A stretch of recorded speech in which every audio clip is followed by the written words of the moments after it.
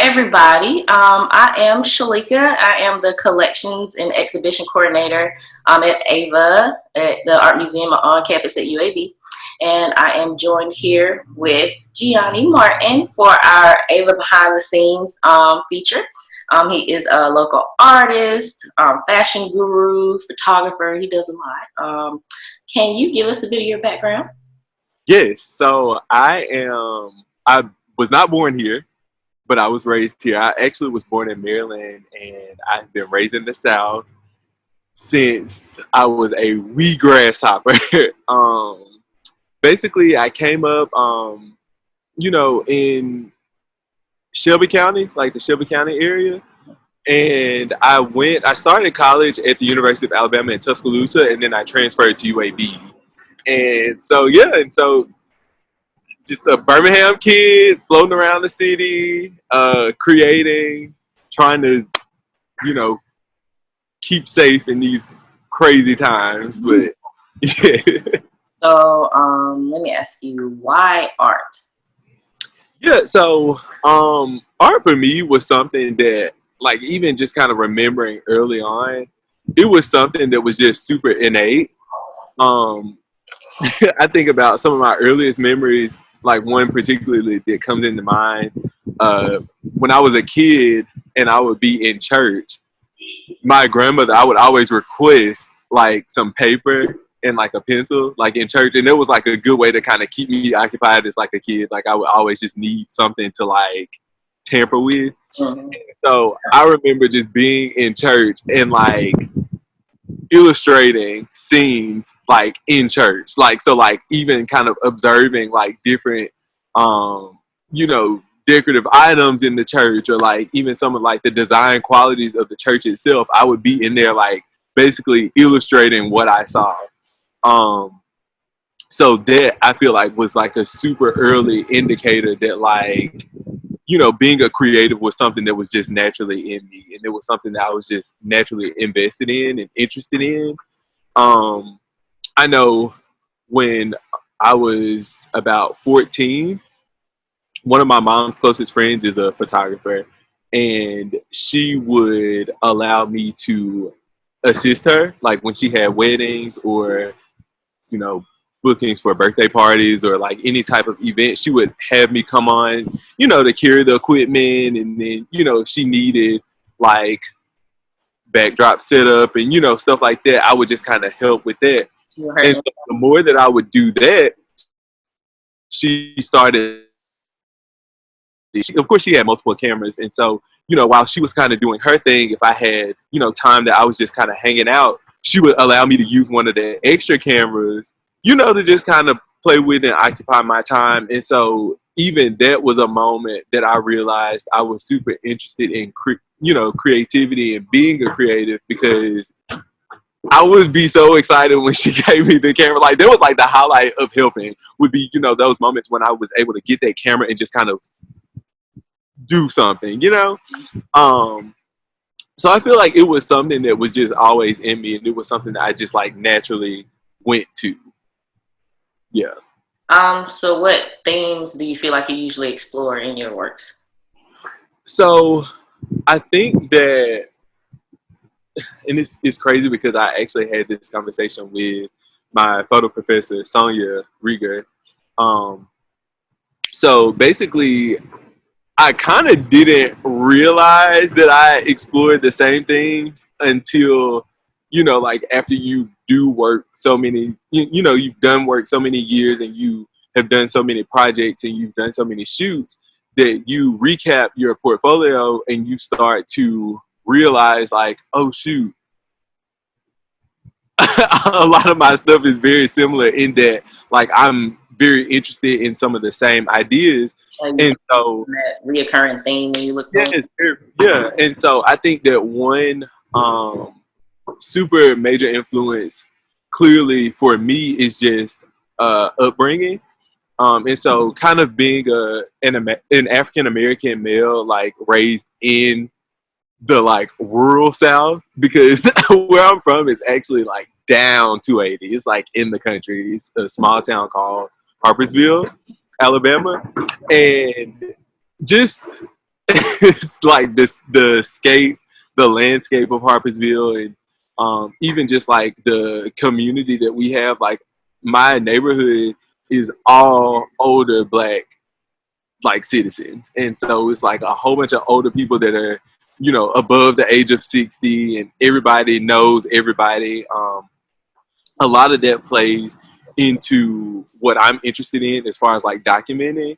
One of my recent projects that I done, it was actually my BFA exhibition, but it was called Skin Folk, and basically it kind of was like a nod back to the idea that, you know, being from a small town, a lot of us are related, but even if you're not directly related, you still have these like familial ties. And this, you know, just based off of being, you know, from the same area, and then also just being a community of, you know, Black individuals that have been around each other for as long as you can remember. And so basically with that particular project, I reached out to several of my friends who, you know, I consider to be my skin folk. Like these are people that I'm like around constantly. These are people that I feel like a tie with. And so one of my major missions with that project was to document not only them, but then document, you know, similarities even with complexion. And yeah, and so I guess kind of moving back to your thought, like my upbringing and my, I guess if you will, like my kind of environmental ties or whatever have kind of bled over into my creation and bled over into my artwork. So what would you say is your most memorable response to one of your works? Yes. So I actually had an individual who, so there was a project, it was called Chlorophyll. This was actually one of the first things that I tackled while at UAB. And so this project was basically two of my friends, Jelena and Morgan. I documented them, and it was basically talking about how, you know, chlorophyll with a plant is the pigment that allows it to absorb sunlight. Mm-hmm. And so I called the project Chlorophyll because basically for me, there was like an iteration of how, you know, African Americans, we have melanin, and just people of color have, you know, a surplus of melanin.